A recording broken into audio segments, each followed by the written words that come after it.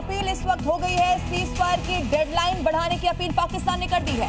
लेकिन पाकिस्तान की अपील पर सहमति नहीं बनी है, ये भी जानकारी सामने आ रही है। पाकिस्तान लगातार कोशिश कर रहा है। जेडीवेज की तरफ से जब बयान सामने आया कि सहमति नहीं बनी है, मतभेद है और इसीलिए हम वापस जा रहे हैं, इसके बाद भी जानकारी सामने आई कि पाकिस्तान अपनी तरफ से कोशिश कर रहा है कि एक बार और बातचीत करते हैं। ईरान और अमेरिका दोनों से पाकिस्तान ने अपील की कि सीज फायर की जो डेडलाइन है कम से कम उसे बढ़ा दिया जाए, लेकिन यहां पर सहमति नहीं बनी है। ये बहुत बड़ी जानकारी इस वक्त सामने आ रही है और इसके बाद ये साफ है कि ये जंग और भी भीषण हो जाएगी। और इसी के साथ ये भी साफ है कि सीज फायर की डेडलाइन बढ़ाने की अपील का मतलब ही यही है कि सीज फायर क्या टूट सकता है, उस पर इस वक्त एक बहुत बड़ा सवाल यहां पर नजर आ रहा है। देखिए, पाकिस्तान की सीधी सीधी अपील और जो ये मीटिंग हुई थी वो इस्लामाबाद में हुई थी। रोविंदर सर, ये पाकिस्तान की अपील क्या बताती है?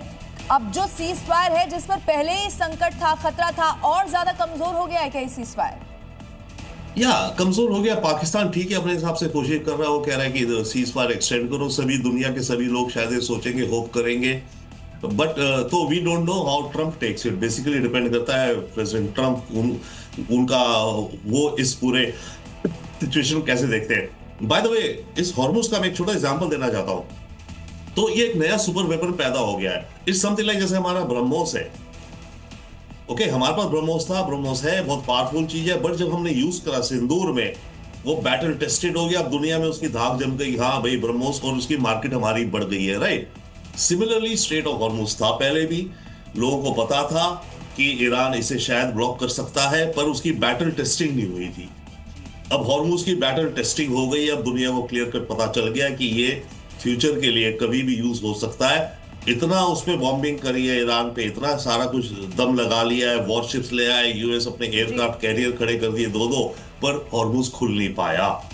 तो फ्यूचर के लिए ये एक बैटल टेस्टेड जो डेमोन्स्ट्रेट हो चुकी है, जिसकी पावर। बिल्कुल सर, इसी बीच एक बड़ी जानकारी सामने आ रही है। न्यूज रूम का रुख कर लेते हैं। हार्दिक, क्या बड़ी खबर?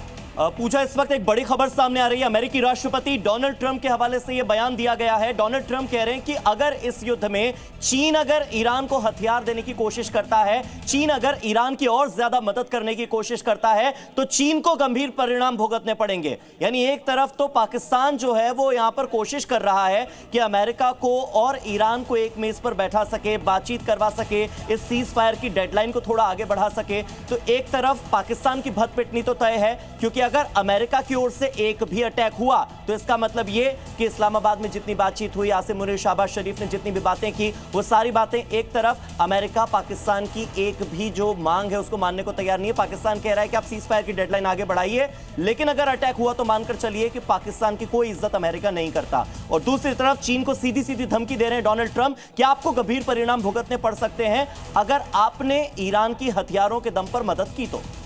बिल्कुल हार्दिक, और 21 घंटे एक लंबा वक्त रहा, ये मीटिंग चली, इंतजार किया जा रहा था कि कोई तो ऐसी खबर मिलेगी जिससे इस युद्ध को लेकर कुछ क्लियर इंडिकेशन होगा कि ये क्या है, समाप्ति की तरफ है। रोविंदर सर, अब ऐसे में देखिए, इसको पाकिस्तान, अमेरिका, ईरान, इजराइल, ये जो सारे मुल्क इसमें सामने आए हैं, अमेरिका का संदेश चाइना के लिए भी देखना होगा, क्योंकि जब खर्क पर भी अटैक की खबर आई थी, जो कि बहुत बड़ी खबर थी, वहां से भी अमेरिका ने चीन को आंखें दिखाने की कोशिश की थी, सीधा संदेश देने की कोशिश की थी। अमेरिका अपने सारे हितों को साध रहा है इस युद्ध में, ये तो बिल्कुल सही है।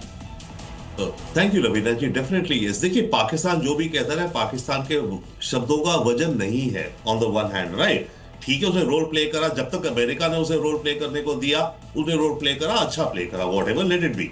बट पाकिस्तान अगर अपने हिसाब से कहे कि अमेरिका तुम ये करो, वो सुनने नहीं वाला। सेकेंडली, चाइना को लेकर यस, ट्रंप ऑलरेडी कह चुका है, नॉट ओनली चाइना को, कि कोई भी देश जो ईरान को वेपन सप्लाई करेगा उसे 50% टैरिफ लगेगा। ये बात ट्रंप ने कुछ दिनों पहले कही थी।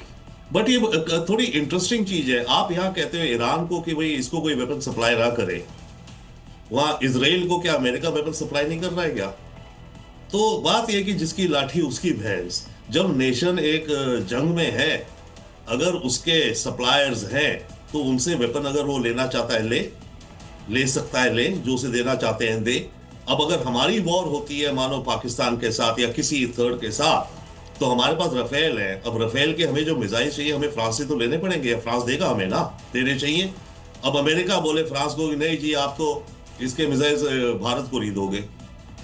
भाई हर देश अपनी सिक्योरिटी के लिए अपनी अपनी सिक्योरिटी के लिए उसने चाहे जो भी कर रहा है, जैसे भी कर रहा है वो करेगा। इस मापदंड से तो इजराइल को अमेरिका को वेपन नहीं देने चाहिए। उसका क्या स्पेशल राइट है अमेरिका का कि वो इजराइल को वेपन दे जो इजराइल ईरान पे मारे?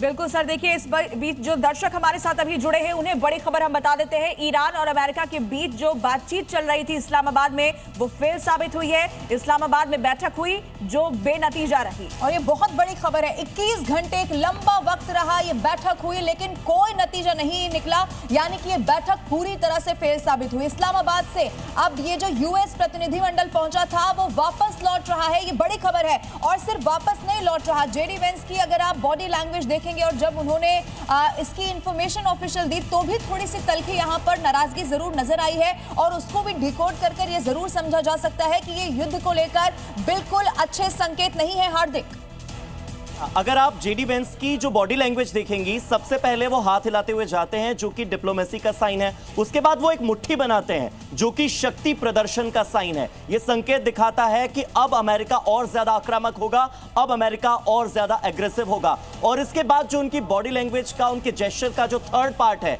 आप गौर से, मैं पीसीआर की टीम से कहूंगा कि एक बार वो तस्वीर बार बार दिखाते रहे स्क्रीन पर। जेडी वेंस सीढ़ियां चढ़ते हैं, हाथ से पहले वो अलविदा कहते हैं, उसके बाद मुट्ठी बनाकर अपना शक्ति प्रदर्शन दिखाते हैं, और फिर जहां यूएस लिखा है उसके ऊपर वो मुट्ठी मारते हैं, यानी कि जो मुट्ठी है उससे वो यूएस के ऊपर अपना एक ठप्पा लगाकर जाते हैं कि अब छाप छूटेगी, अमिट छाप छूटेगी, और वो छाप छोड़ने वाला यूएस होगा, अमेरिका होगा।